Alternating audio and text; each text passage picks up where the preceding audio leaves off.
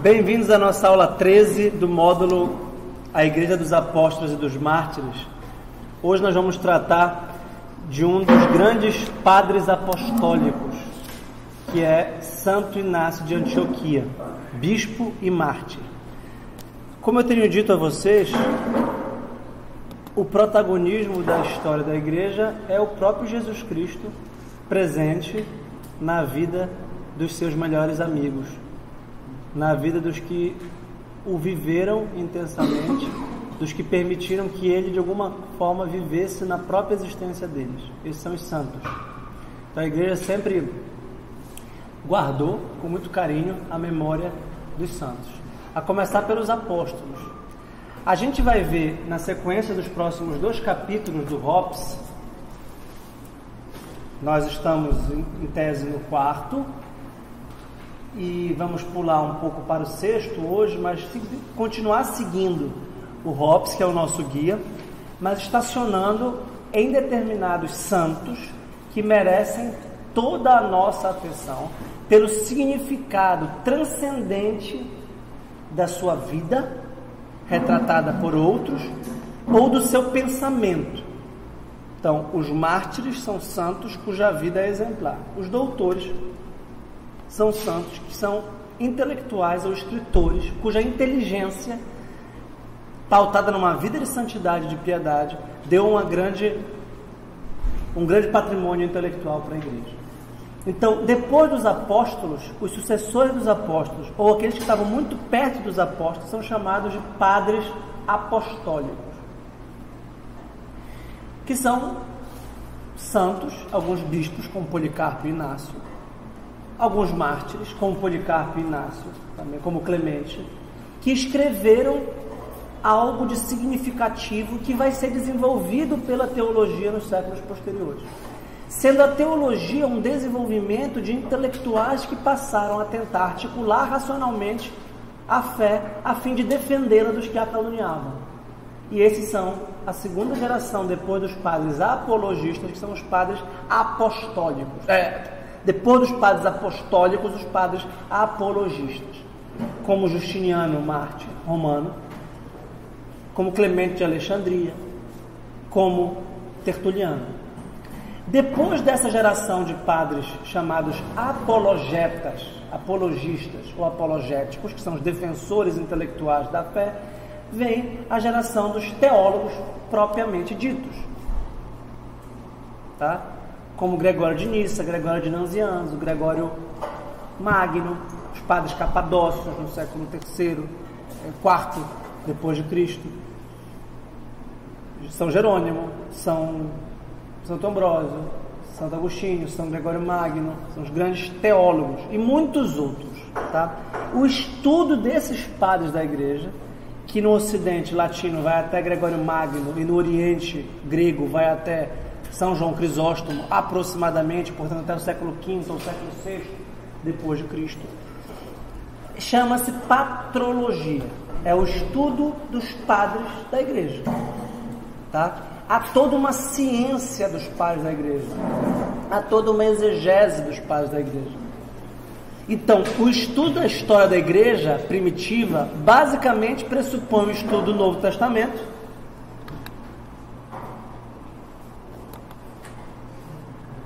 e o estudo dos padres da igreja.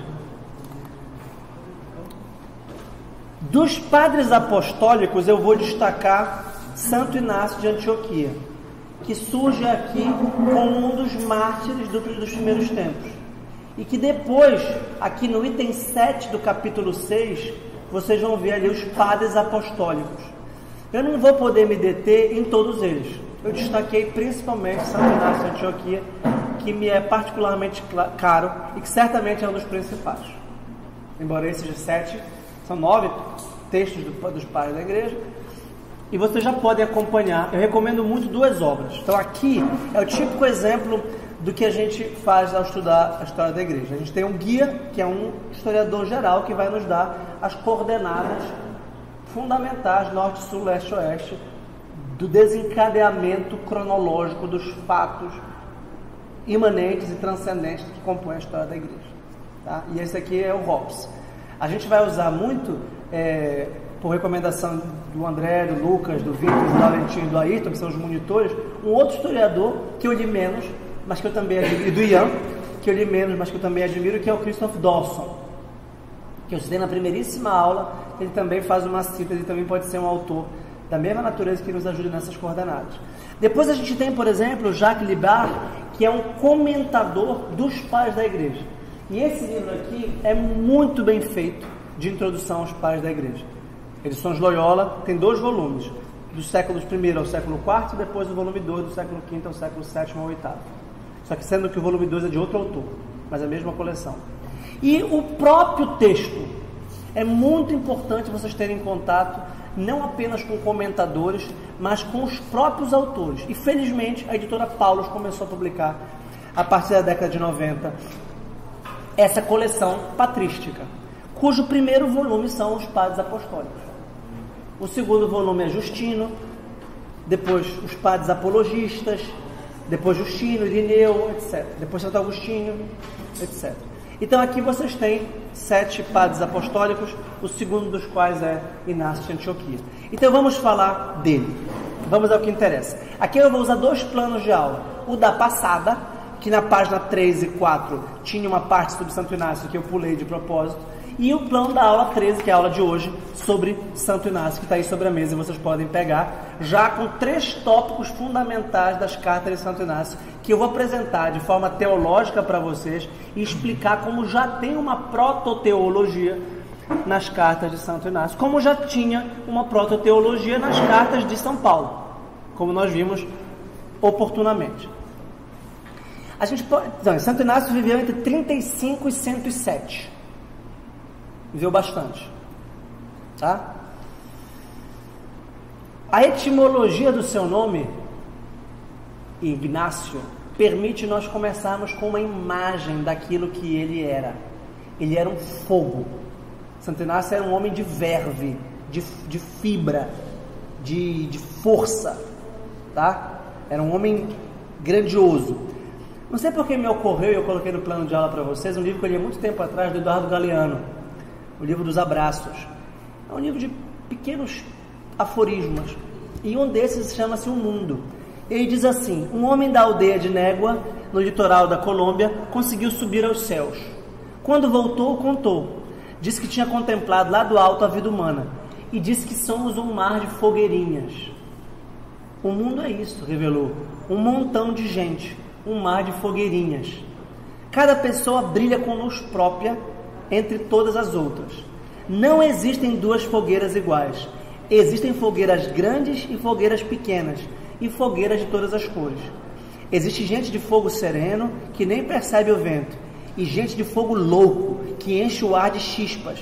Alguns fogos bobos, não alumiam nem queimam, mas outros incendeiam a vida com tamanha vontade que é impossível olhar para eles sem pestanejar, e quem chegar perto pega fogo. Então, como epígrafe da reflexão de Santo Inácio, a gente pode pensar nessa fogueira incandescente que alumia e queima quem estiver por perto. Mas a imagem fundamental que me ocorreu para apresentar Santo Inácio para vocês não foi tanto do Eduardo Galeano, mas do livro do Apocalipse, de São João. O famoso discurso do anjo à igreja de Laodiceia, em que ele diz: eis que diz o Amém, a testemunha fiel e verdadeira, o princípio da criação de Deus.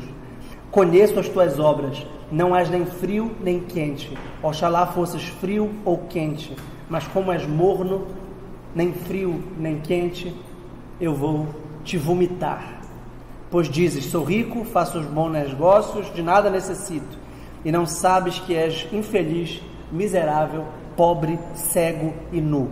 Aconselho-te que compres de mim ouro provado ao fogo, para ficares rico, roupas alvas para te vestires, a fim de que não apareça a vergonha da tua nudez, e um colírio para ungir os olhos, de modo que possas ver claro. Então aqui a imagem do vômito, do morno, do tíbio, daquele que sofre de assídia, de preguiça espiritual, de mornidão, daquele que não fede nem cheira, nem tanto mar, nem tanto a terra. Aqui não tem, né? Tem uma passagem do Evangelho que é dura, que diz: o reino dos céus é para aqueles capazes de arrebatá-lo. né? Se conquista força. E Santo Inácio era esse homem de força, esse fogo, né? Esse homem provado ao fogo. E o nome dele, Ignis, de ignição, tá? Até ligado ao fogo. Então, escreveu 7 cartas, tá? E as suas 7 cartas revelam um homem enérgico e empreendedor, de algum modo parecido com São Paulo. Irineu diz que ele foi herdeiro de São Pedro na diocese, ou na arquidiocese de Antioquia. Pedro teria fundado a diocese de Antioquia. Outras fontes dizem que foi São Paulo.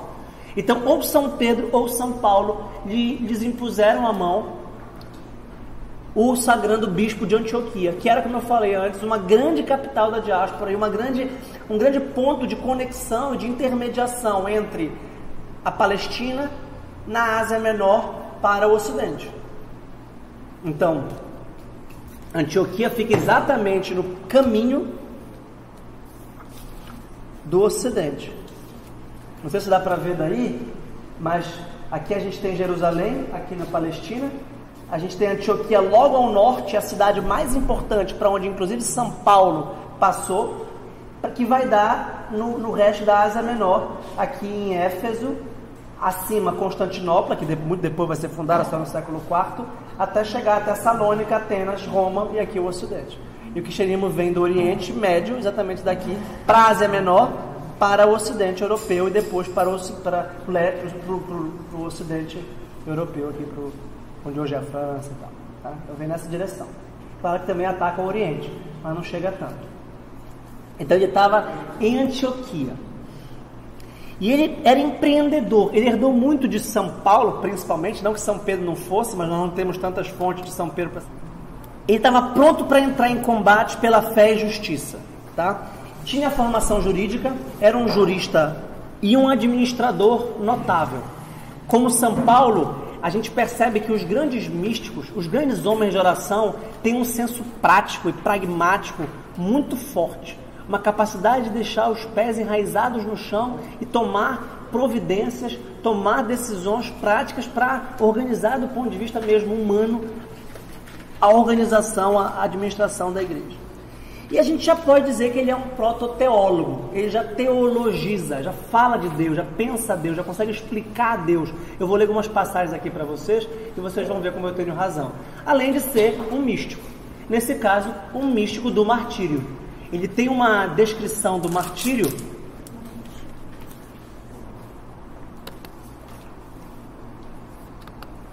que permite que se diga que ele tem exatamente essa mística do próprio fogo, né, da morte, da morte como uma nova vida em Cristo, ou como o começo de uma vida em Cristo. A gente já pode também considerá-lo um místico. Todo mundo entende quando eu falo a palavra místico?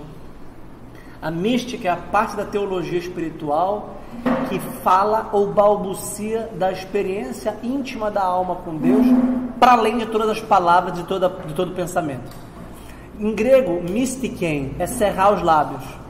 Então, a experiência mística é aquilo que está para além de toda linguagem, todo pensamento e toda palavra.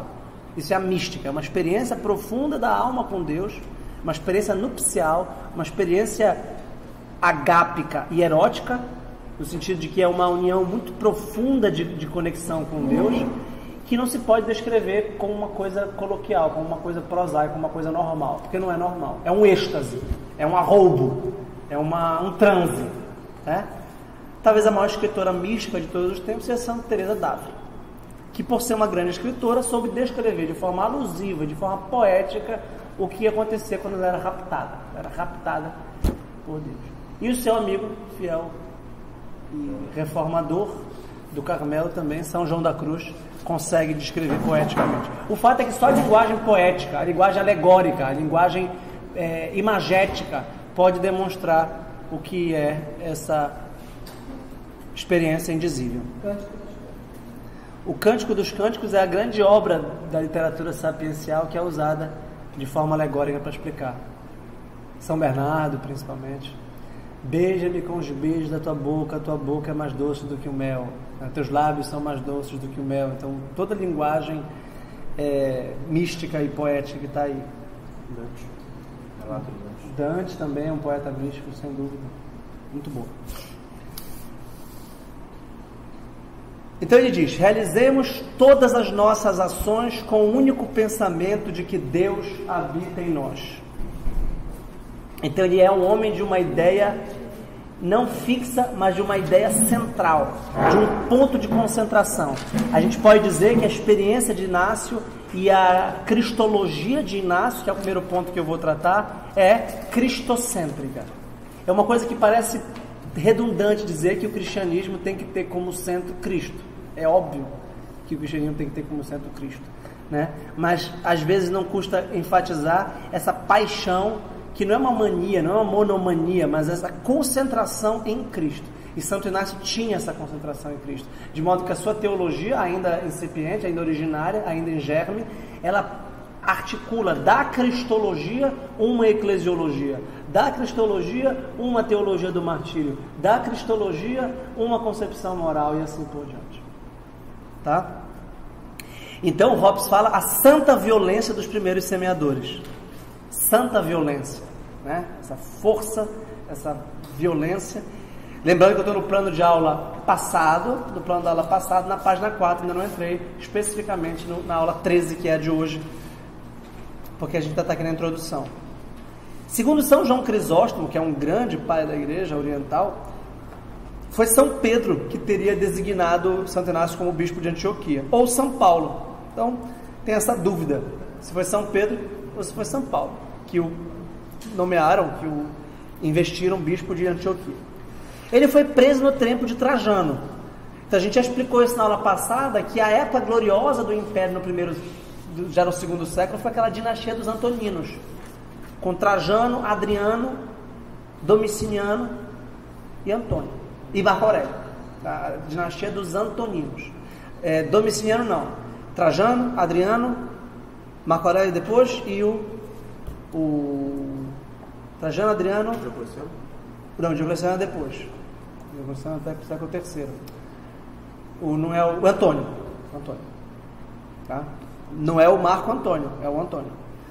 Bem, por que prosperidade? Por que época áurea? Porque havia uma relativa estabilidade no Império. A gente já viu que Trajano não perseguiu os cristãos diretamente, apenas se eles fossem indiciados, apenas se eles fossem levados à corte. E provavelmente Santo Inácio é martirizado no Coliseu, então em fase de acabamento.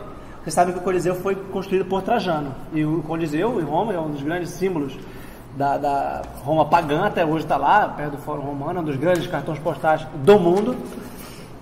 Foi feito por Trajano. Ninguém sabe por que Santo Inácio foi para Roma. A gente só sabe, é muito legal, porque quem gosta de literatura, se a gente começa a ler Santo Inácio, ele já está indo para Roma. Então ele já está em movimento, in media res, como Homero, né? Já começa em... Por que ele está indo para Roma? Ninguém sabe. Ele vai começar a dizer: estou indo para Roma morrer por amor a Cristo. Ele já está. E não me impeçam de morrer. E se eu quiser fugir lá, não deixem. E se vocês conseguirem no caminho uma saída para mim, eu não quero. Parece Sócrates. Sócrates lá, todo mundo lembra, Críton, amigo de Sócrates, conseguiu uma fuga para ele. E quando ele foi dizer, Sócrates dá uma lição de moral no Críton, né? De jeito nenhum que eu vou morrer, eu vou viver como fujão. Prefiro morrer como quem enfrenta a sua... E para Santo Inácio, ele tem clara consciência de que o martírio é o encontro objetivo e direto com Cristo. Exatamente como o primeiro proto-mártir Santo Estevão. Assim, a mesma experiência. E essa experiência vai se repetir ao longo de todos os mártires. Uma vez eu vi um adesivo, com certeza era protestante, num carro, que eu já falei algumas vezes, eu brinco com esse adesivo porque eu nunca esqueço. O adesivo dizia: eu quero é Deus. E eu quero é Deus. O que significa? Eu quero é Deus. Eu quero é Deus, eu não quero mais nada, eu quero é Deus. Então, assim, esses primeiros autores, eles não estavam brincando. Não estavam brincando. Aquela passagem que um apóstolo, um chamado de Cristo, diz assim: Senhor, deixa que eu enterre a minha mãe, o meu pai. O quê? Deixa que os mortos enterrem os mortos. Tu vais voltar para enterrar. Depois eu volto e sigo. Depois. Agora é o Kairos, agora é o momento. Não tem amanhã, não tem depois. Então esses autores eram assim. Esses eram assim. E lá ele teria sido chacinado. Lá no Coliseu foram chacinados cerca de 10 mil gladiadores e 11 mil feras. tá? Por ocasião dos gigantescos espetáculos imperiais para comemorar a vitória de Trajano sobre os dácios. As 7 cartas, eu coloquei aqui monumentais, 7 cartas, obras-primas da literatura cristã primitiva, leiam essas cartas. Eu acho, eu reli os Padres Apostólicos, já tinha lido há muito tempo, e eu acho a melhor peça literária dos Padres Apostólicos, tá? É a mais viva, é a mais rica, é a mais vibrante. E uma coisa que o Lucas comentou na vez passada, mas muitos achavam que isso aqui era o Novo Testamento ainda. Muitos colocavam isso aqui, Clemente também, né? São Clemente também. A relação Clemente e Santo Inácio como se fosse o Novo Testamento. Então, eventualmente, isso aqui poderia estar no cânone do Novo Testamento. Por que não está no cânone do Novo Testamento? Porque foi feita a decisão de que apenas os apóstolos entraram no cânone do Novo Testamento. Então, em tese, todos os autores do Novo Testamento foram ou apóstolos ou próximo dos apóstolos. Tá? Bem, Santo Inácio teria sido próximo dos apóstolos. De algum modo, poderia ter entrado no cânone. Não entrou. Tá? Então, essas cartas são quase consideradas canônicas logo abaixo de São Paulo. Ele foi condenado em Antioquia e enviado para Roma. Não sabe por quê. A gente sabe, por exemplo, que São Paulo foi enviado a Roma porque ele apelou para o imperador. Ele era cidadão romano. Ele comprou a alto preço a cidadania romana. E por isso ele tinha o direito de apelar ao imperador. Ele apelou ao imperador e foi ser condenado em Roma. Santo Inácio parece que não era cidadão romano e foi para Roma. Não sei porquê. Tá? A viagem lhe dá a oportunidade de escrever as comunidades, exortando-as à fortaleza. Então vejam só, ele é bispo de Antioquia. Antioquia era um patriarcado. Para a gente, isso é como se fosse uma arquidiocese, que tinha liderança, que tinha coordenação sobre várias paróquias, e como se tivesse um patriarcado, tivesse uma primazia sobre outras dioceses, ou arquidioceses. Embora cada bispo fosse monárquico. É o princípio da monarquia dos bispos. O bispo é a autoridade suprema na igreja. Só que esse bispo já prevê o problema da difusão e da dispersão das igrejas com seus bispos. Ele começa a almejar a unidade das igrejas. Ele é o primeiro autor a usar o termo católica para a igreja no singular. Ele é o primeiro autor a falar a igreja, usava também a palavra ecumênica, igreja universal, é a mesma coisa. Mas ele usou a palavra igreja católica, do grego katarolos, a igreja segundo o todo, a igreja única, a igreja una. E ele começou a perceber, vejam que é o mesmo gesto de São Paulo aos Coríntios na primeira carta. Um dizem que são de Paulo, outros dizem que são de Apolo, ora todos somos de Cristo. Só tem uma igreja, porque a igreja é só um corpo de Cristo. Tá? Só há um Cristo. E só há um corpo de Cristo. E só há um corpo eucarístico de Cristo, que é o do bispo. Então é a Eucaristia do bispo, distribuída por toda a cidade, distribuída por toda a diocese, como se só o bispo consagrasse o corpo de Cristo, e desse bispo, desse pão eucarístico se dispersasse toda a comunhão para toda a igreja. E vejam que esse símbolo, porque não é símbolo no sentido, é o mesmo corpo de Cristo real, é apenas a aparência de pão, mas é a unidade simbólica no sentido de ser o mesmo pão cortado, mas símbolo no sentido originário. O símbolo é um pedaço que prova a presença de uma unidade. Isso que é símbolo. Por isso que Aristófanes diz que o amor é símbolo. Ele diz que é uma cara metade. O que era o símbolo na antiguidade? O símbolo era assim: a pessoa viajar, ia passar 20 anos, sabe se ia voltar. E voltava muito diferente. Então o símbolo era um instrumento para reconhecimento de pessoas que não se viam por muito tempo. Ou então um instrumento diplomático para provar que veio de alguém especificamente. Então quebrava-se um amuleto, por exemplo, e o símbolo era uma parte de cada amuleto. E aí eu dou para o Mateus, daqui a 20 anos ele volta e fala: eu sou o Mateus, mas eu não tenho como saber quem estou. E aí ele mostra o símbolo, eu pego a minha cara, metade do símbolo, e junto e dá perfeitamente. Então o símbolo representa uma unidade. Como o diábolo, a divisão. Exatamente. Vamos lá, o diabolon é o que divide, o símbolon é o que une, isso mesmo. E o credo é um símbolo apostólico também, porque une a fé, porque reúne a fé. É um sinal de pertença, né? Que é um sinal de unidade e pertença, exatamente. Então, ele vai usar da sua autoridade de bispo de Antioquia e de algum modo de patriarca de Antioquia para exortar duas unidades, dois tipos de unidade: a unidade das várias sés à Igreja Universal. E veja que ele não se refere ainda a Roma como a primazia das igrejas. Depois, principalmente São Cipriano vai fazer isso. Outros vão fazer isso. São Clemente Romano já faz isso. Mas outros padres apostólicos dessa época e depois sistematicamente vão começar a falar que a unidade de todas as sés depende da sede romana, que tem a primazia sobre as outras sedes. Até que a gente vai desenvolver a ideia do pontificado petrino, da primazia petrina, né? A ideia do Papa, que só vai se desenvolver mesmo com Leão Magno no século V, tá? Mas que já está presente em germe desde antes, tá? Mas porém ele fala a unidade dos bispos. Então, unidade dos bispos, primeira unidade. Depois, a unidade interior de cada sé em torno do bispo. Então, a grande luta dos padres apostólicos, é impressionante como isso aqui é presente em todos eles praticamente. É contra as heresias, é contra as divisões, é contra os cismas, é contra as separações.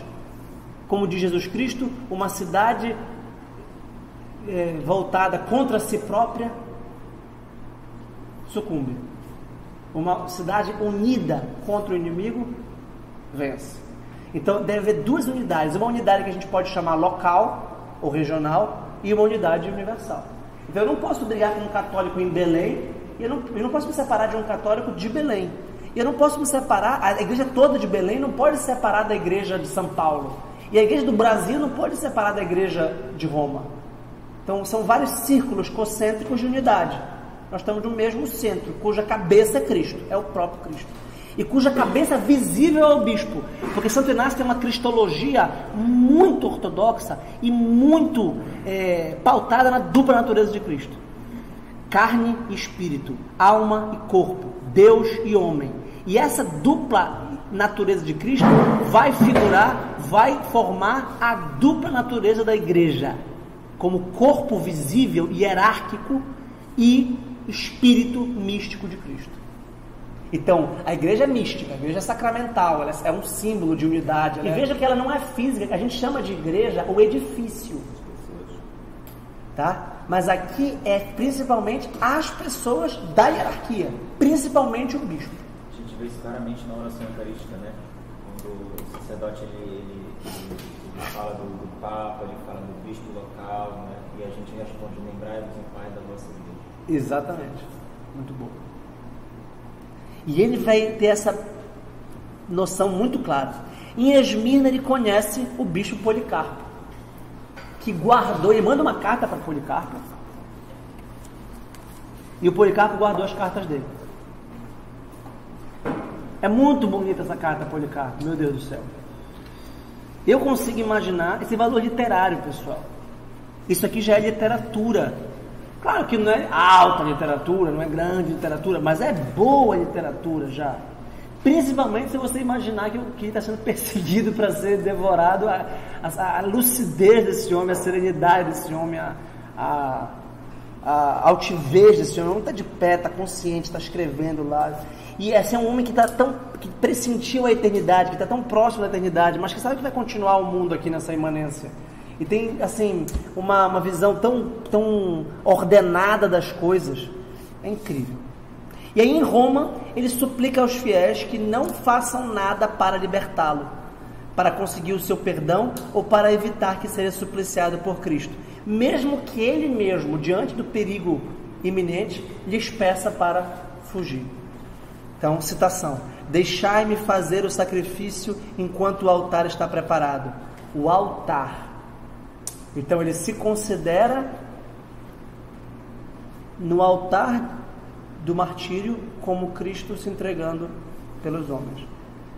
Olha aqui a dimensão, olha a interpretação já litúrgico-sacramental do martírio. É como a gente falar o altar da cruz. A cruz não é um altar. O altar é onde os pagãos subiam ao alto, simbolizando a elevação, né?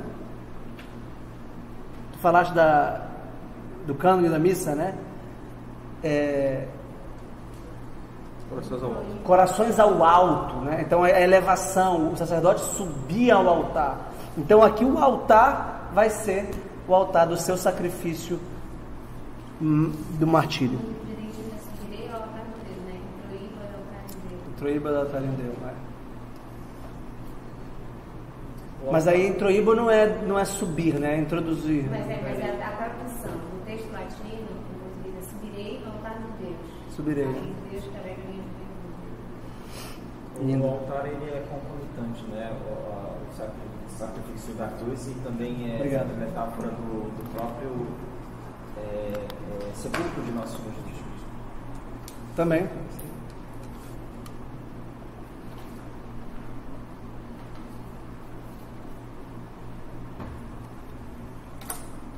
Deixai-me ser presa das feras, é por meio delas que chegarei a Deus.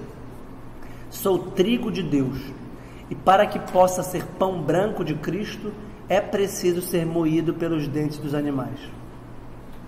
Essa é uma passagem muito famosa, em que ele associa a sua morte, o seu sacrifício, à Eucaristia.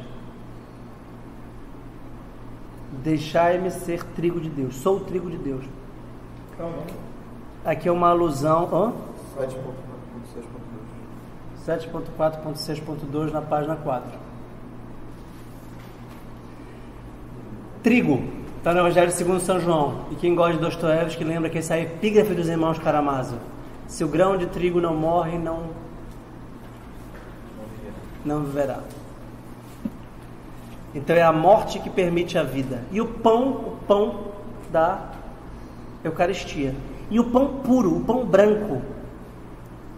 Então, pessoal, essa é a introdução a Santo Inácio, que a gente teria visto na aula passada, que eu deixei para ver hoje. E aqui eu destaquei, no plano da aula 13, na aula que vocês receberam hoje, 3 partes. Tá? Daria para ler as 7 cartas, daria para fazer uma exegese muito mais ampla, mas eu vou me concentrar aqui nesses 3 pontos. Cristologia, eclesiologia e tradição. Então, eu disse a vocês que esses padres apostólicos, eles são considerados proto-ortodoxos. Eles antecipam o que será depois a declaração oficial da doutrina verdadeira, chamada ortodoxia.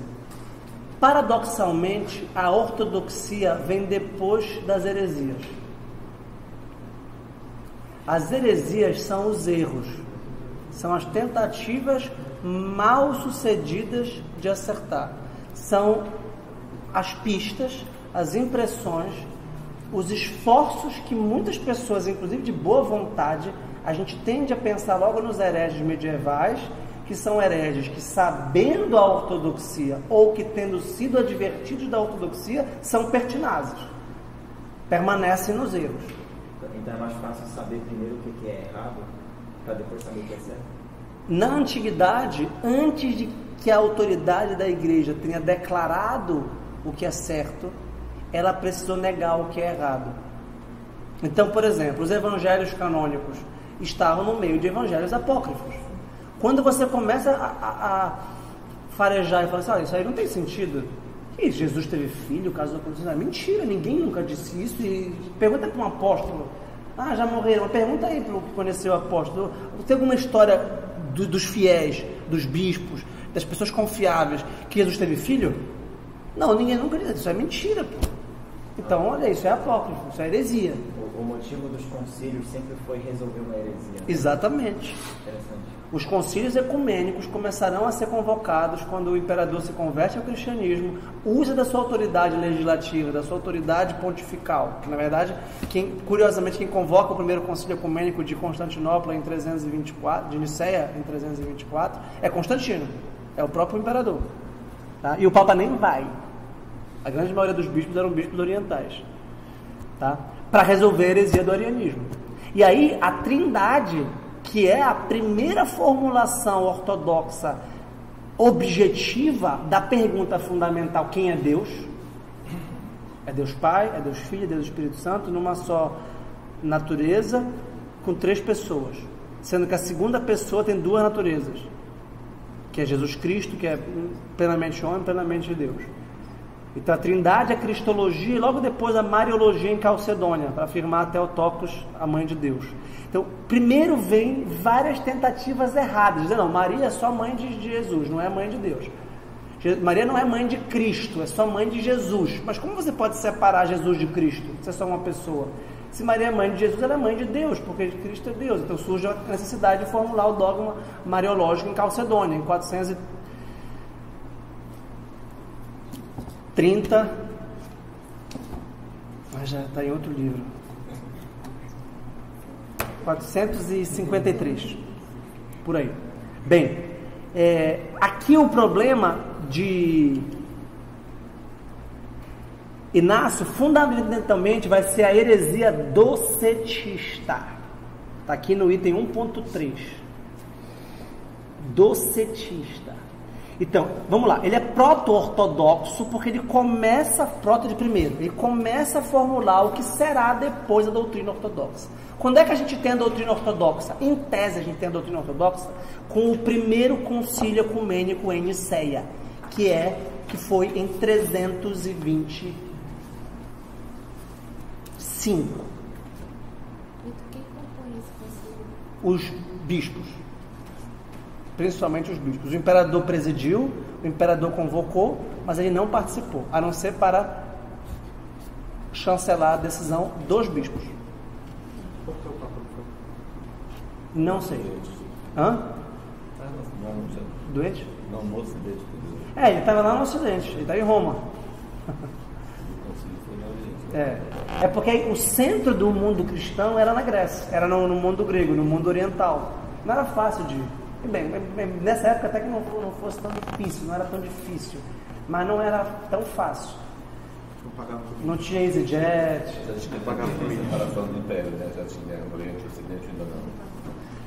Tinha sido acabado de fundar, a cidade de Constantinopla tinha sido fundado um pouquinho antes, alguns anos antes. Só que o primeiro concílio não foi em Constantinopla, o segundo é que foi. O primeiro foi em Niceia. Tá? Isso é importante.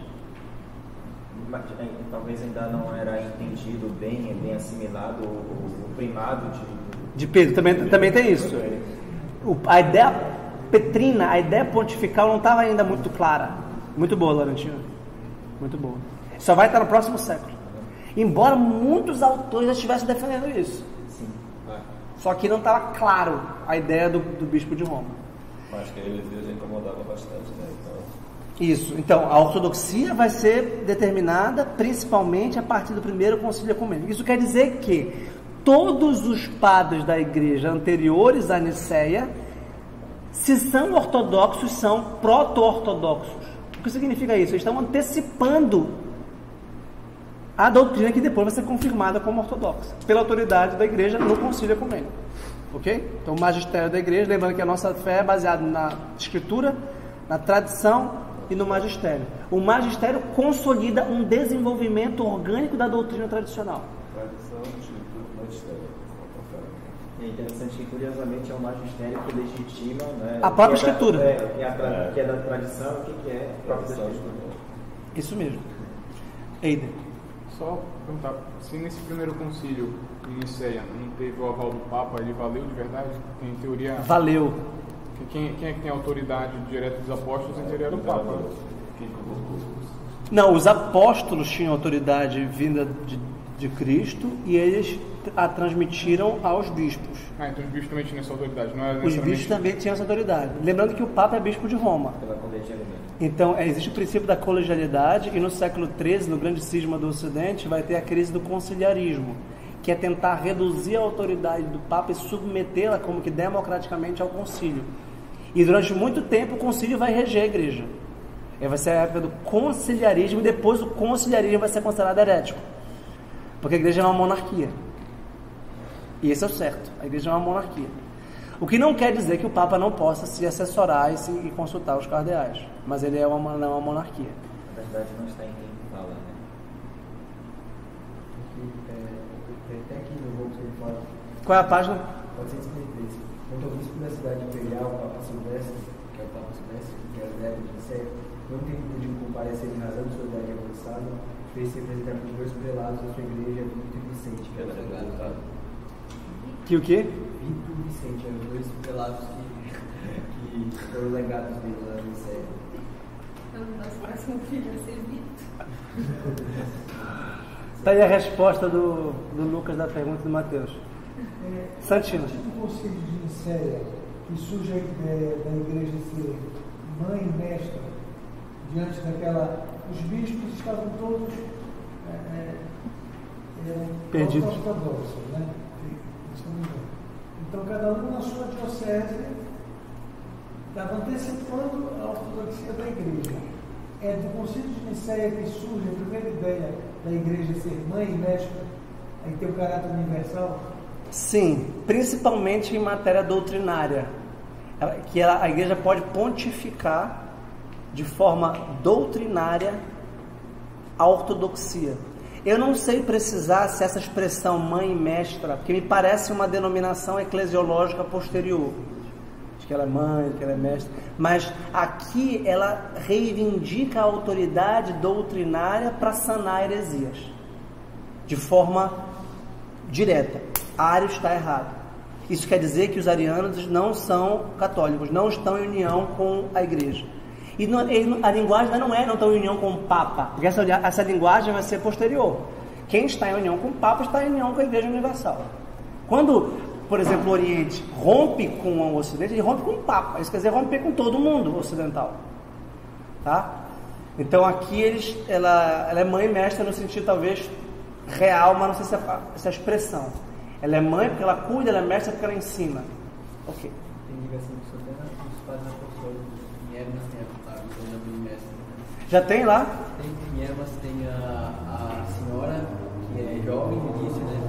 E ela e a partir de cada encontro com Hermas ela vai envelhecendo. E ela vai ensinando Hermas sobre o que é a igreja, a construção da igreja, com as pedras sobre as quais é construída a igreja. E ela é mestra porque ela ensina Hermas, e ela é mãe porque, de alguma forma, ela constrói as pedras que são os filhos da igreja. Então, excelente. tanto quanto apostólico já. Sim. Hermas, excelente. Pastor de Hermas. Então, vamos lá. Cristologia dele, para ir na ordem aqui. Primeiro, cristologia. A realidade da encarnação. É nesse ponto que ele bate. A encarnação ser real, e não simbólica, e não mitológica, e não fabulosa. As cartas retratam não uma especulação teológica abstrata, mas uma experiência espiritual e moral viva, porejando Cristo. Isso que é importante. A gente pensa que teologia se faz num escritório. É comum a gente pensar Tomás de Aquino num grande escritório, cheio de livros, ou primeiro Tomás de Aquino, cheio de livros, pensando e escrevendo. A gente pensa logo numa pena, pensa logo num estilo de um filósofo, assim, meditando. Mas esses homens, São Paulo, por exemplo, era como o filho do homem, não tinha onde recostar a cabeça. Esse homem estava indo para Coliseu ser triturado por um leão. Esse homem não tinha um escritório para meditar. Então ele tem uma experiência viva e direta com Cristo. Como ele é intelectual, como ele teve formação literária, como ele é minimamente letrado, ele consegue transmitir verbalmente essa experiência espiritual em palavras. E aí com isso ele escreve essas cartas maravilhosas e consegue transmitir para outros o que significa isso. E veja como ele é literariamente rico. Ele cria vários neologismos. Cristóforos. Ele fala, eu sou um Cristóforo. Eu sou um portador de Cristo. Bonito. Cristomatia, o ensinamento de Cristo. E vejam só, cristianismo, essa palavra nova. A doutrina de Cristo, o movimento cristão, a vida cristã. É cunhada por Santo Inácio de Antioquia? E a base aqui é a realidade radical de Cristo como verbo de Deus encarnado, Deus feito homem, morto e ressuscitado em carne e espírito. Pra gente é uma coisa meio óbvia isso, né? Porque a gente conhece o credo apostólico, porque a gente teve catecismo, porque tem doutrina. Mas na época ninguém entendia. Ele estava explicando para as pessoas o que era ser cristão. Ele estava dizendo isso. E aqui tem muita ressonância com o Evangelho de São João. E o verbo se fez carne e habitou entre nós. Pois não, Eder? Tu pode falar que antes as pessoas não entendiam, né? Em que elas acreditavam, então? Em tudo menos isso. Acreditava que Jesus era um fantasma, que não tinha corpo. Acreditava que Jesus tinha corpo, mas não tinha alma. Que Jesus era uma história contada por filósofos. Que Jesus era o Logos de Deus, mas que não tinha se encarnado. Ou que ele era só... milhares de opções. Vejam, o Chester diz uma coisa muito boa. Só tem uma única chance de acertar e infinitas de errar. A criatividade, o engenho diabólico de quem separa, de quem desune, de quem inventa, de quem... O cisma não tem separação. A unidade tem uma única possibilidade. O Chester tem aquela imagem na ortodoxia do cavaleiro, né? Só tem uma opção de não cair do cavalo. E ele diz que numa guerra vai todo mundo caindo dos cavalos, caindo. Só tem uma possibilidade de ficar de pé, que é a ortodoxia. Que é o único modo de que a totalidade da revelação se une de forma orgânica e tensa e paradoxal, mas que fica de pé. Fica de pé como alguma coisa viva e em movimento, não uma coisa estática e parada. O senhor falou ainda agora daqui primeiro vem a heresia, depois a ortodoxia. O Chester ele é perfeito nisso, né? Porque antes dele se converter, ele escreveu Herégios, né? E ainda mesmo antes de se converter, escreveu Ortodoxia. É muito bom. É um absurdo de... Eu queria escrever uma nova heresia e descobri a ortodoxia. Ele fala, eu vendo para fácil da ortodoxia. Quis inventar a minha própria heresia e encontrei a ortodoxia. E resistiu a ela. Então, depois a gente vai ter a formulação teológica. Isso aqui é importante. Na história da espiritualidade, normalmente os grandes santos primeiro vivem, primeiro experimentam, primeiro tem um trato real, um trato direto, um contato pessoal com o Cristo, e depois eles vão conseguir plasmar verbalmente essa experiência. Santo Inácio de Antioquia, ele era patriarca, né, de Antioquia. Eu quero perguntar, existiam tipo assim dioceses que eram heréticas, com bispos heréticos? Nessa época não. Sistema de doutrinas heréticas? Nessa época não dioceses inteiras, as heresias estavam muito dispersas e os líderes heréticos ainda não tinham conseguido se firmar em certas dioceses. Isso vai acontecer com a primeira grande crise, que é considerada a maior crise, e os historiadores se debatem. De vez em quando eu recebo isso, principalmente do André de Aquino, que a gente está vivendo a maior crise da história da igreja desde o século V. O Bento XVI disse isso recentemente, né? A pior crise da história da igreja teria sido a crise ariana, porque aí sim havia metade da igreja herética. E o pior, ela dizia que a ortodoxa, a romana, estava heresia. E as pessoas realmente não sabiam. Então imagina, eu quero ir para a missa. Aí tem uma missa na Sé e uma missa na Basílica, diferente da outra. E uma diz que a outra está errada, mas eu quero ir para a certa, mas qual eu vou? Eu realmente não sei, não tenho que me diga, olha, a certa é essa. E quem eu vou obedecer? E os dois têm super argumentos teológicos, os dois têm música, os dois têm autoridade, os dois têm bispos, patriarcas, cidades inteiras. Até que depois a presença do Papa vai ser decisiva. Então, onde o Papa estiver, aí está Pedro, aí está a barca de Cristo. E aí eu não vou... Né? Então, nessa época ainda não. Havia só as ideias correndo por aí, as heresias na boca miúda, havia... Entendeu? Principalmente o docetismo. Então, qual foi a formulação teológica posterior? Duas naturezas de Cristo.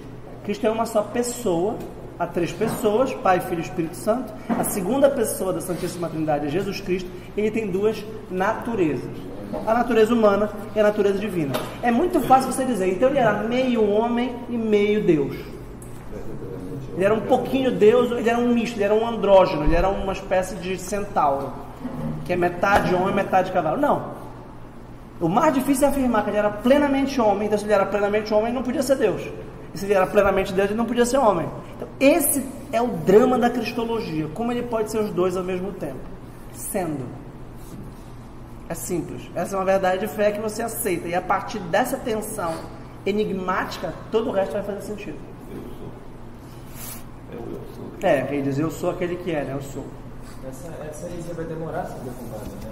Sim, vai demorar muito. Na verdade, ela só é definitivamente refutada com Calcedônia, por causa da Virgem. Quando se afirmar a maternidade divina de Maria, se afirmará, portanto, a unidade da pessoa de Cristo. Em que século? Quinto. Eu me lembrei de Nossa Senhora de Paris. Não sei se ambientado nessa polêmica, né? Os franceses, eles, quando estavam erigindo Notre Dame, eles representaram Nossa Senhora carregando Nosso Senhor Jesus Cristo tombada para o lado, para indicar que Nosso Senhor tem peso, né? Que ele tinha a plenitude das duas naturezas, né? Homem e Deus, né? E corpo e alma totalmente. Então Nossa Senhora está tombada assim. Que ele tinha peso, ele era gordinho, assim, ele era criança pesadinha, né? Não era o aspecto. Isso. Então, a dialética tensa da transcendência e imanência, eternidade e historicidade. E isso, pessoal, se vocês pegarem a primeira aula que eu dei, de introdução à teologia da história e à filosofia da história, eu menciono essa tensão, a imanência da história e, ao mesmo tempo, a transcendência da providência que irrompe nela para levá-la aos céus. A presença da cidade de Deus na cidade dos homens, para usar uma imagem de Santo Agostinho, que entendeu tudo e mais um pouco. Então, a cidade de Deus de Santo Agostinho é uma representação poética extraordinária, tira do Salmo, né? Vocês sabem, cidade de Deus é uma expressão que está no Salmo, e conhecer todos os salmos de cor. Então, você pega um livro de Santo Agostinho assim, tem os eruditos, os que conhecem muito, percebem praticamente todas as linhas uma citação bíblica. É incrível isso. É como se ele tivesse assimilado completamente a Bíblia e começasse a falar, e quase tudo que ele falasse era uma referência bíblica. Assim, de forma espontânea e direta. Salmo. Ele comentou todos os salmos, né? Enxave cristológico. É considerado uma das obras-primas de Santo Agostinho. Todo mundo fala das confissões, da cidade de Deus, da Trindade, mas muitos dizem que a exegese dos salmos, 150 salmos em chave cristológica. Eu teria isso em francês, mas tem em português também. Eu li alguns. Vamos lá. Então a heresia na época era docetista, em grego dokein, que vai dar a palavra doxa, de parece que. Qual é o teu parecer? Como te parece? Olha, me parece que Jesus é Deus. Então Jesus tinha uma aparência humana, ele parecia, já que ele era Deus, ele poderia parecer, como Atena se fazia aparecer mulher para falar com Aquiles. Como Atena, Zeus parecia para Odisseu, assim para se comunicar. Já que ele era Deus, ele pode descer e se transfigurar numa forma humana para conversar lá com alguém. E aí, ele não tinha forma humana, ele não era humano.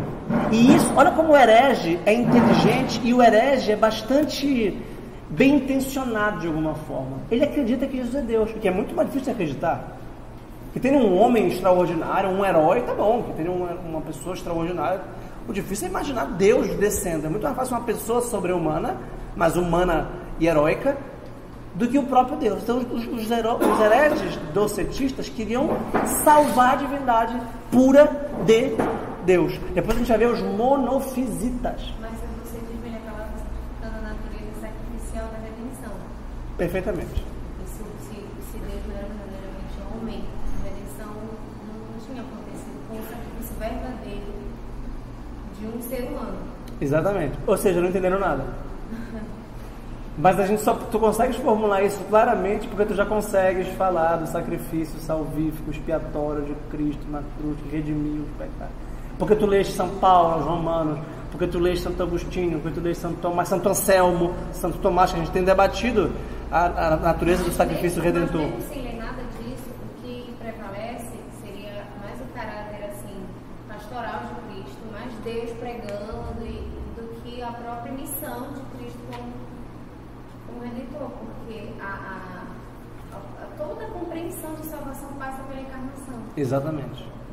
Muito bom. Mas eles não sabiam disso. Então, havia essa valorização do outro lado, do lado mais da sabedoria, do Logos encarnado, que Deus veio... Não, do Logos não encarnado, do Logos representado. Do Isso. Logos atuante, digamos assim. Isso. Do Logos didático, porque para Platão o Logos é a inteligência da natureza, é a inteligibilidade da natureza. Deus se fez presente Isso. para dar alguns esclarecimentos, Isso. mas não para redimir verdadeiramente o homem na sua integralidade. E isso que tu falaste é tão pertinente que vai originar uma das principais heresias da época, que é o gnosticismo, já no final do primeiro século. Porque o gnosticismo é exatamente o que tu disseste. Eu te ensino uma doutrina que é tão extraordinária que ela te salva. E o gnóstico é aquele que tem inteligência infusa, não é inteligência intelectual, não é inteligência erudita. É a capacidade de intuir certas verdades reveladas por Cristo para se salvar a si mesmo. Então o gnosticismo, a gnose, como se vai dizer, também nega o Redentor. Eu não tenho certeza se pode afirmar isso. O estudo das heresias é fascinante. É fascinante. Eu vou usar o livro com você, do Roque Fragotti, que é o livro assim, básico de História das Heresias em português. Tá? Lá explica direitinho, eu posso confirmar isso. Eu acho que não tenho certeza se se pode dizer que o gnosticismo é derivado do docetismo. Cada heresia dessa é um mundo, tá? Cada heresia dessa tem uma doutrina filosófica própria. Eu adoro estudar isso. Porque é filosofia boa, só que é errada. É articulação filosófica de quem jurava que estava certo, a pessoa se esforçou. E a gente, graças a Deus, está na teologia, porque na filosofia a gente fica num mundo sem saber onde acabar. Até hoje é assim. Agora aqui não, a gente tem segurança de, olha, isso aqui está errado, isso aqui está certo. E de fato a ortodoxia faz mais sentido, e se sustenta de pé há 2000 anos, e sustenta a nossa vida moral. A vida sacramental, sustenta o casamento, sustenta a ordem, sustenta o celibato, sustenta milhares de coisas na vida. A filosofia da ordem dessa dialética, enquanto a teologia já chegou, na verdade. Porque é esse contraponto de ideias, então ela sobrevive enquanto esse debate, com uma verdade parcial. Isso. Então eu fico devendo essa confirmação, se o gnosticismo deriva ou não diretamente do docetismo. Eu acho que eles são contemporâneos e têm algumas semelhanças, mas não são derivados um do outro. E aí, pessoal, vocês sabem que o São João, que talvez tenha conhecido Santo Inácio, e conheceu com certeza Policarpo. Policarpo era amigo de São João. A gente sabe que ele escreveu o quarto evangélico, principalmente o seu prólogo, in principium erat verbum. Isso é uma frase, muitos dizem que essa era uma frase de um filósofo grego. Ele pegou essa frase, enarche renologos. Isso tem ressonância platônica, isso soa uma filosofia platônica, porque tem duas palavras filosóficas. Quem quiser entender isso, se inscreva no curso de introdução à filosofia, que era o mesmo dia, um pouco antes. Você ganha desconto no combo. Ele é casado. Então, enarché, no princípio, na arqueologia, no fundamento, enologos, era o logos, era a palavra, era o verbo, era a inteligência. As primeiras linhas do jeito disso. Não literalmente. No princípio, Deus criou o céu e a terra. No princípio. No princípio sempre, não o logos, né? Tá. Mas ele criou falando, por isso que é o logos. Deus falou, criou faça-se, né? Eu sempre achei que esse início do Evangelho de São João era uma confirmação do Antigo Testamento. Isso. Sim, é mesmo. Do Gênesis, exatamente, porque o Gênesis são 7 dias. Ele fala o primeiro dia, o segundo dia e o terceiro. Se a gente for pegando no início do Evangelho de São João, tem Jesus, no princípio era o verbo. Veio o homem chamado João, tem. No outro dia, 7 vezes. E daí no sétimo dia o que acontece? Jesus é batizado e o Espírito desce sobre as águas. E no sétimo dia do Gênesis também o Espírito desce sobre as águas. Sim, sem dúvida. A nova criação. Nova criação. Nossa. Sem dúvida. Sem dúvida tem esse paralelismo. E a primeira epístola? A primeira epístola é maravilhosa, leiam lá. Filhinhos, quem disser que ama a Deus e não ama os seus irmãos é mentiroso. Né? Filhinhos, o amor é o vínculo da perfeição. É muito bonito, é a epístola do amor. Jesus está falando que Deus é amor. Quem ama está com Deus, conhece a Deus. E ele fala, aquele que vimos, tocamos, ouvimos, esse vos transmitimos. Ele está falando contra os docetistas. Olha, João, eu vi Cristo. Não foi um Homero que declamou e eu fiquei aqui namorado com uma ideia poética. Então, São João está com certeza nesse contexto antidocetista. Aí vem, dessa cristologia, todo mundo entende a palavra cristologia. Cristologia é a ciência teológica que estuda Cristo. É considerada a segunda disciplina teológica. A primeira disciplina teológica é a Trindade. É o tratado da Trindade, que é o próprio Deus. Aí, só que quando a gente estuda Deus, a gente estuda Deus em si mesmo, que é teologia em sentido próprio. A segunda pessoa, que a gente estuda basicamente a unidade e a Trindade de Deus. Esse é o tema da Trindade. É uma maravilha, a gente vai ver isso com muita calma depois. A segunda pessoa, cristologia. A terceira pessoa, pneumatologia. Estudo do pneuma, do Espírito Santo. A gente já vê os pneumatócos, os que litigavam contra o Espírito Santo. E como depois incluíram o Espírito Santo no credo, em Constantinopla. Aí o credo niceno-constantinopolitano. O credo niceno vai fundamentalmente afirmar a unidade de Deus Pai e Deus Filho. O credo constantinopolitano vai afirmar a unidade do Espírito Santo com Deus Pai e Deus Filho, que já eram um. Aí vão juntar os dois e vão ter o credo niceno-constantinopolitano. Deus do Deus, luz da luz, verdadeiro, criado, gerado, não criado, consubstancial ao Pai. E depois aí creio no Espírito Santo, ele repete que com eles merece toda a glória. É uma maravilha isso. Tá.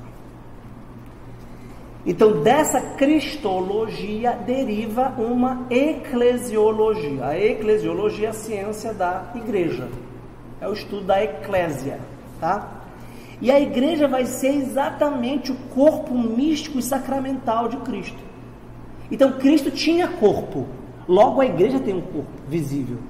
E onde é que eu vejo a igreja? Repito, não tinha edifício. A gente pensa igreja, eu penso logo na Sé, Basílica, Notre Dame. A gente pensa logo num edifício. Não, tem que pensar em Dom Alberto, Dom Odilo, Dom Orani. Tá? Tem que pensar na pessoa do bispo que está ali em figura Cristo, em persona Cristo. Então, o corpo místico de Cristo é também um corpo visível de Cristo. Não é só o corpo espiritual de Cristo, que é um fantasma de Cristo. Não, é o corpo visível de Cristo, o corpo hierárquico de Cristo. Tá? E a comunhão dos santos. Santos vivos, a igreja militante, a igreja padecente no purgatório e a igreja triunfante nos céus. Essa teologia bonitinha já está aqui? Não. Essa teologia linda não está aqui ainda. Mas a intuição já está. Eu estou ligado a Santo Estevão, eu estou ligado a São Paulo, eu estou ligado a São João, eu estou ligado a São Policarpo. Imagina Policarpo, é morrer velho também, que conheceu São João, conheceu Santo Inácio, ele vai ser um líder da igreja de Esmirna. E aí vai ter um outro bispo ali, e a brincadeira vai continuar até hoje. E esses homens estão vivos, é a tradição viva, por isso que nós os celebramos liturgicamente. Eu disse isso antes. E as relíquias, o que de pior poderia se perder nessa tragédia da igreja de Notre Dame? As relíquias. Claro que isso é o que de pior poderia se perder. Do ponto de vista cultural, estético, a gente pensa logo nas rosáceas, nos vitrais, nas igrejas, na própria arquitetura que é. Mas isso aí não é nada. Isso não é eterno. Isso se refaz ou não. Agora, aqueles pedaços de ossos da relíquia da coroa, aquilo ali tem uma substância eterna. Isso que eu ia falar, as relíquias estão muito mais próximas dos sinais, né, que o senhor falou ainda agora, né, do que a rosácea. Isso. Embora para os olhos a rosácea seja um sinal mais eloquente. Para os olhos. Mas a rosácea é só poesia. Pois é. É. O que ela diz? Comunica muito. Dessa... Não é só poesia, eu acho. Não é só poesia, não. Assim, É arte sacra. É diferente. A arte sacra é a reluzência sensível da substância espiritual, numa unidade de forma e conteúdo. A arte sacra não é poesia no sentido que tu disseste. É catequese também. Acho que a rosácea é Isso. E dos cultos também. Uma capacidade de educação. Ontem eu vi um comentário assim sobre Notre Dame que eu achei massa, sobre as rosáceas, os vitrais. Alguém disse como se nós, dentro da catedral, pegássemos nas cores, na diversidade da nossa doutrina, da nossa fé. Eu achei fantástico aquelas cores, o azul, o verde, a pessoa aqui dentro da catedral pegava, porque sentia o sagrado naqueles aquilo ali eu acho que é uma das coisas mais impressionantes de toda a face da Terra. É uma técnica que até hoje não sabe reproduzir. Aquilo ali, as rosáceas de Notre Dame, eu acho que é supra-sumo da arte. A Catedral Gótica é o supra-sumo da arquitetura. Só depois que pega a vida humana por inteiro, porque uma padaria sempre remete só a pão, um prédio sempre remete só a uma moradia. Mas a catedral ela pega a vida humana desde de Deus Uno até Deus Trino e volta para Deus. A nossa alma se levando a Deus, ela pega todas as perdões, desde a catequese. Não se preocupem que lá por novembro a gente vai estudar as catedrais. E eu vou mostrar para vocês um livrinho do Erwin Panofsky chamado Catedral Gótica e Teologia Escolástica, que é uma obra-prima e é pequena. É uma articulação entre a teologia escolástica das universidades e a arquitetura gótica. É uma maravilha de livro, que é exatamente a unidade analógica do todo a partir das suas partes constitutivas. E como essa ideia teológica e filosófica vai plasmar-se em formas materiais na arquitetura. E depois na fuga de Bach, que já é um outro passo, já uns 4 séculos depois. Bem, dessa cristologia, além de uma eclesiologia, surgirá uma ética espiritual do martírio, que é a identificação de cada cristão com o próprio Cristo, com a paixão de Cristo, mas não só com a paixão. Olha que coisa bonita nós estamos refletindo sobre isso na semana mais feliz do ano, que é a Semana Santa. Tá? Essa é a semana feliz do ano, é a semana mais intensa, mais vibrante, mais decisiva do nosso ano. Semana de confissão, semana de oração, semana de reflexão, semana de intensidade espiritual. Por quê? Porque a gente está comemorando, não no sentido, está celebrando, está vivendo a vida de nosso Senhor, a vida decisiva da paixão, morte e ressurreição de Cristo. Então vejam, sem isso você não é cristão. E a liturgia serve exatamente para não representar no sentido teatral, mas para dramatizar na sua própria existência essa experiência. Identificação com a paixão, morte e ressurreição de Cristo. Se você não morrer com Cristo e não sofrer com Cristo, você não ressuscita com Ele. E dessa eclesiologia e dessa ética, surge uma liturgia sacramental do batismo e da Eucaristia.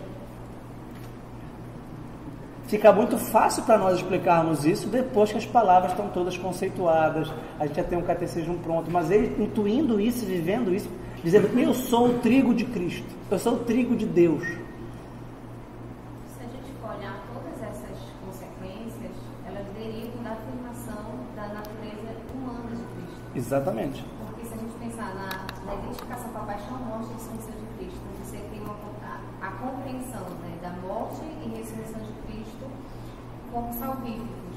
A liturgia sacramental do batismo e da Eucaristia, então a santificação do corpo, a santificação da matéria, né, que tem como pressuposto a afirmação da natureza humana de Cristo. Que precisa de sinais sensíveis, tem que molhar a água, não vou batizar aqui, não, tem que molhar. Que o corpo não é algo puramente espiritual. A salvação ela não se deu de uma maneira espiritual e gnóstica, digamos assim. Isso. Mas se deu de uma forma concreta, física, material, Quem não... o homem é indiscernível a natureza espiritual e a unidade substancial corporeal.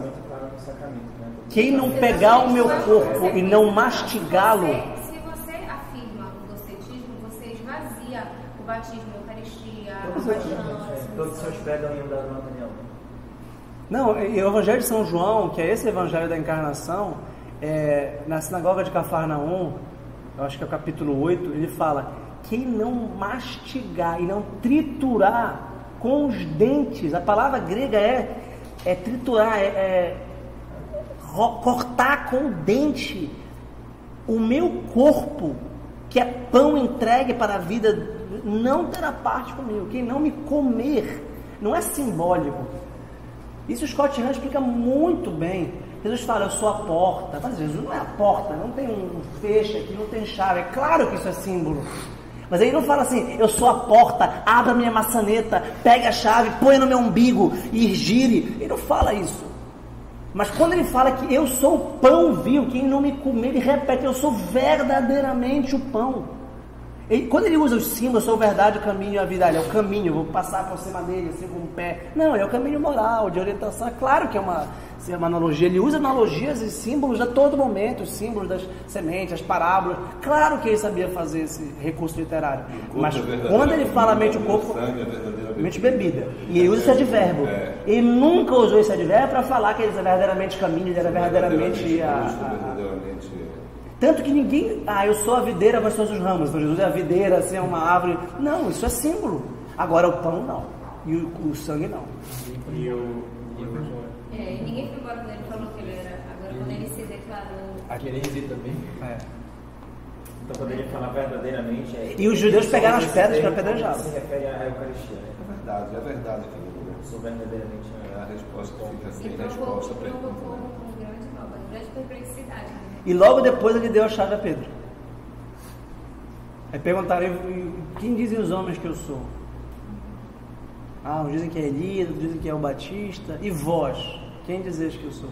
É maravilhoso, esse quarto evangelho é maravilhoso. É um evangelho vibrante. Bem, 2, já falei, eclesiologia. Qual é a concepção de igreja fundamental para Santo Inácio de Antioquia? Ele está lá como bispo, patriarca de Antioquia, exortando a unidade de cada igreja local com a igreja universal e no interior de cada igreja local, os fiéis com os seus respectivos bispos. A igreja é católica, é universal, é ecumênica. Ele é o primeiro a usar essa expressão, católica. É uma união ao mesmo tempo mística e moral, espiritual e visível. Então o que significa isso? É mística porque é invisível, é indizível, é espiritual. Mas é moral porque a gente tem os mesmos comportamentos, a gente se identifica, a gente segue o mesmo caminho, a mesma melodia. E é visível porque ele tem representantes institucionais. A partir da reforma isso vira um problema. Porque a heresia luterana afirma o sacerdócio universal de todos os fiéis. Então ninguém é melhor do que ninguém, ninguém é superior do que ninguém, não tem um sacramento que destaca um grupo para ensinar ou para celebrar os sacramentos, como no caso o clero, que dá visibilidade social à igreja. E Santo Inácio advoga que sim, há uma visibilidade social da igreja. Veja, isso é uma sabedoria sociológica. Se não avacalha, se não esculhamba, tem que ter autoridade. Uma instituição não se sustenta sem autoridade hierárquica. Isso aqui é mais sociologicamente óbvio que tem. Eu aprendi a admirar mais a igreja quando eu li o Weber. E o Weber explicando o exército alemão hiper organizado no século XIX, o exército prussiano. De quem eles aprenderam isso? Da Igreja Católica, que o Weber diz é uma das instituições mais organizadas da história humana. Claro que é uma instituição super organizada, você não aguenta 2000 anos, se você for esculhambado, você não aguenta nem 20 anos. Você não arruma nem o seu quarto, você não arruma nem a sua casa, a sua gaveta. Agora, como é que você vai organizar o mundo inteiro? Você tem que ter princípio de ordem, princípio de hierarquia. É o reino de Deus, né? O Cristo disse, viu o reino que você deixou de mundo, né? Então, ele está no reino da terra mesmo, né? Você vê que não tem nada a ver. E as portas do sofre inferno ataques a todo momento, mas não vai sucumbir. Não vai. E esse reino eterno, esse reino de Deus, precisa do esforço humano, do esforço moral humano e da inteligência humana para organizar a sociedade. A eclesiologia é baseada na cristologia, já falei, objeto de um esforço constante. Então, essa ordem não está dada, essa ordem não está pronta, ela é construída pelo esforço moral de cada parte. Cada um de nós precisa se ordenar, não no sentido do sacramento da ordem que só o clero recebe, só os bispos, os padres, os diáconos recebem. Na verdade, só o sacramento da ordem começa com o diaconato, depois o presbítero e o bispo. São as 3 dimensões do sacramento da ordem. Mas todos precisam se ordenar, todos precisam se organizar para esse fim comum, para esse bem comum. Hierarquia e autoridade do bispo. Então, nessa época, pessoal, o que os historiadores explicam é que havia o chamado bispo monárquico. Bispo monárquico. Cada diocese, cada patriarcado, cada local católico tinha um bispo. E se não tivesse um bispo, tinha que ter ligado a um bispo. O bispo era a autoridade única, como se fosse um rei, de um determinado território. Ele tinha uma jurisdição eclesiástica para ensinar e para resolver os problemas doutrinários de uma determinada população. E também para celebrar a missa, cujo pão, cuja Eucaristia era distribuída por todos os outros. Os diáconos iam normalmente levar, como se fossem os ministros extraordinários da Eucaristia, iam levar para todo mundo a missa do bispo, mas a missa era a missa do bispo, e tinha unidade litúrgica, então, na figura do bispo. Então, olha aqui essa ideia, a comunhão de todos, a unidade espiritual de todos se dava na unidade eucarística do fato de que todos comeram do mesmo pão. Então, o pão que você comeu é o pão que eu comi. Então, você é cristã e eu sou cristão.